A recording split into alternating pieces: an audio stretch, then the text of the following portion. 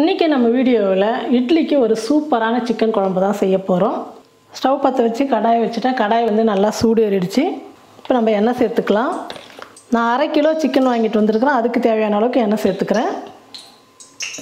சோம்பு 1/2 ஸ்பூன், லவங்கம் ஒரு 4, அன்னாச்சிப்பூ 1, பட்டை ஒரு துண்டு, இது எல்லாம் சேர்த்துக்கலாம்.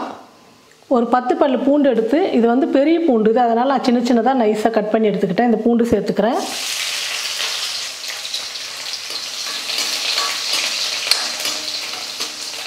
இப்போல்லாம் வந்து நம்ம மட்டன் சிக்கன் குழம்பெல்லாம் செய்யணும்னா மசாலாலாம் நிறையா வறுத்து தேங்காயெல்லாம் போட்டு அரைச்சி ஒரு விழுது மாதிரி நிறையா சேர்த்து குழம்பு வைக்கிறோம். நம்ம அதெல்லாம் எதுக்காக சேர்க்கணும்னா நிறையா கூட்டமாக இருப்பாங்க, அந்த நேரத்தில் குழம்பு பத்தாதுன்றதுனால அதெல்லாம் அரைச்சி ஊற்றி பண்ணலாம். நம்ம வீட்டில் ஒரு 2-3 பேர் இருக்கிறோன்னா அதெல்லாம் தேவையே இல்லை. அப்போல்லாம் வந்து எங்கள் பாட்டி எங்கள் அம்மாலாம் வந்து எதுவுமே போட மாட்டாங்க, அரைச்சி ஊற்ற மாட்டாங்க. இந்த மாதிரி பூண்டு நிறையா போடுவாங்க, இஞ்சி இருந்தால் இடித்து போடுவாங்க. இதெல்லாம் போட்டு வெறும் வெங்காயம், ஒரே ஒரு தக்காளி போட்டு சிக்கன் போட்டு வதக்கிட்டு கொஞ்சம் தண்ணியாக இட்லிக்கு சாப்பாட்டுக்கு வைப்பாங்க. அவ்வளோ டேஸ்ட்டாக இருக்கும். வெறும் மிளகாத்தூள், இந்த கரம் மசாலா தூள் இதை தான் போடுவாங்க.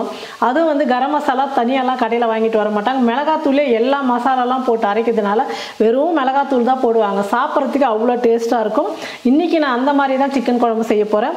பூண்டு பாருங்கள் நல்லா வதங்கிடுச்சு. ஒரு பெரிய வெங்காயம் வந்து நீல வாக்கில் கட் பண்ணி எடுத்துக்கிட்டேன், அதை சேர்த்துக்கிறேன். கருவேப்பிலை கொஞ்சம் எடுத்துக்கிட்டேன். எப்பவுமே நான் வந்து நான்வெஜ் செய்யும் போது கருவேப்பிலெல்லாம் வந்து அதிகமாக தான் சேர்த்துக்குவேன். வெங்காயம் நல்லா வதங்கட்டும். இப்போ வெங்காயம் பார்த்தீங்கன்னா ஓரளவுக்கு வதங்கிடுச்சு. இப்போ பெரிய தக்காளி ஒரு தக்காளி எடுத்துக்கிட்டேன், அந்த தக்காளி சேர்த்துக்கிறேன். இது கூடவே கொஞ்சம் உப்பு சேர்த்துக்கிறேன். அப்போ தான் வெங்காயம் தக்காளியெல்லாம் வந்து கொஞ்சம் சீக்கிரமாக வதங்கி வரும்.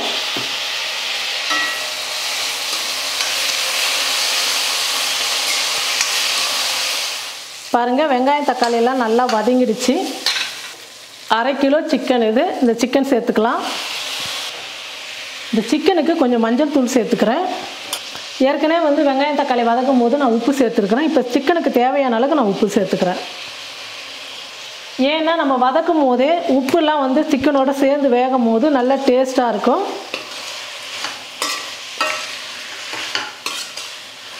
நல்லா கலந்து கொடுத்துட்டு ஒரு மூடி போட்டு மூடிடலாம். ஒரு 2 நிமிஷம் வந்து இந்த எண்ணெயிலேயே சிக்கன் வந்து நல்லா வதங்கணும். பாருங்கள், சிக்கன் வந்து நல்லா எண்ணெயிலேயே நல்லா வெந்துடுச்சு. இப்போ நான் மிளகாத்தூள் சேர்த்துக்கிறேன். இந்த மிளகாத்தூள் வந்து வீட்டிலேயே அரைச்சதுனால நான் 1 ஸ்பூன் சேர்த்துக்கிறேன். மல்லித்தூள் 1/2 ஸ்பூன், கரம் மசாலா 1/4 ஸ்பூன் சேர்த்துக்கிறேன். இந்த மசாலாலாம் சேர்த்து கொஞ்சம் நேரம் எண்ணெயில் வந்து வதக்கிக்கலாம். பாருங்கள், மசாலாலாம் சேர்த்து நான் நல்லா வதக்கிக்கிட்டேன். இந்த குழம்புக்கு தேவையான அளவுக்கு தண்ணி சேர்த்துக்கிறேன். சிக்கன் வந்து ஒரு 10 நிமிஷம் நல்லா வேகட்டும். இட்லிக்கு வந்து நான் தண்ணியாக தான் வைக்க போகிறேன், அதனால் வந்து கொஞ்சம் தண்ணியாக வச்சுருக்கிறேன். மசாலாலாம் இல்லாமல் இந்த மாதிரி தண்ணியாக நம்ம குழம்பு செஞ்சு இட்லியோடு சாப்பிடும் போது அவ்வளோ டேஸ்ட்டாக இருக்கும். சிக்கன் நல்லா வேகட்டும். பாருங்கள், சிக்கன்லாம் நல்லா வெந்து குழம்பு வந்து சூப்பராக வந்துடுச்சு. இந்த அளவுக்கு தண்ணியாக இருந்தால் தான் இட்லிக்கெல்லாம் வந்து ரொம்ப நல்லாயிருக்கும். நான் கொத்தமல்லி வந்து கொஞ்சம் பொடியாக கட் பண்ணி போட்டுக்கிறேன். இப்போ ஸ்டவ் ஆஃப் பண்ணிடுறேன். சிக்கன் குழம்பு வந்து ரொம்ப சிம்பிளாக ரொம்ப ஈஸியாக இட்லிக்கு வந்து சூப்பரான ஒரு சிக்கன் குழம்பு செஞ்சிட்டோம். நீங்களும் உங்கள் வீட்டில் இந்த மாதிரி ரொம்ப ஈஸியாக சிக்கன் குழம்பு செஞ்சு பார்த்துட்டு எப்படி இருக்குன்னு சொல்லிட்டு மறக்காமல் கமெண்ட் பண்ணுங்கள், ஷேர் பண்ணுங்கள். நன்றி.